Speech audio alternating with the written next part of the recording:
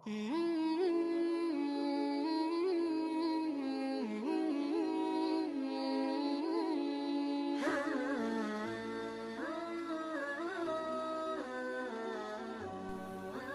و حدیث کے دیکھنے اور سننے والے ناظرین و سامعین، السلام علیکم ورحمۃ اللہ وبرکاتہ۔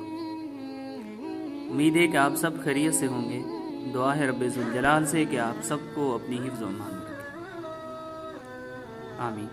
ناظرین و سامعین، جس طرح دکاندار کے بغیر دکان اور روح کے بغیر جسم، سالن کے بغیر روٹی، نمازیوں کے بغیر مسجد اور بچوں کے بغیر اسکول اچھے نہیں لگتے، اسی طرح انسانیت کے بغیر انسان بالکل اچھا نہیں لگتا۔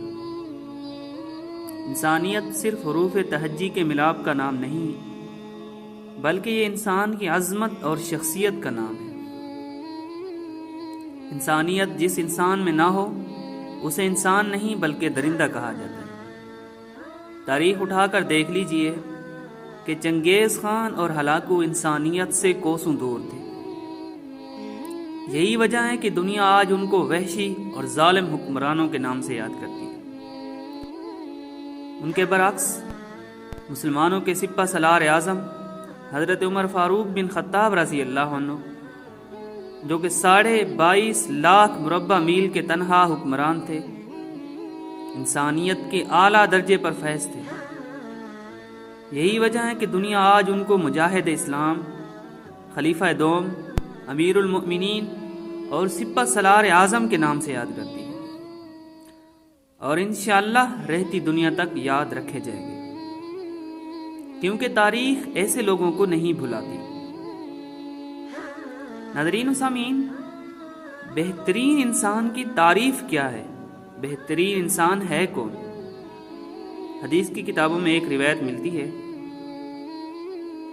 حضرت عبداللہ ابن عمر رضی اللہ عنہ فرماتے ہیں، ایک دن نبی علیہ الصلوۃ والسلام سے پوچھا گیا کہ بہترین انسان کون ہے؟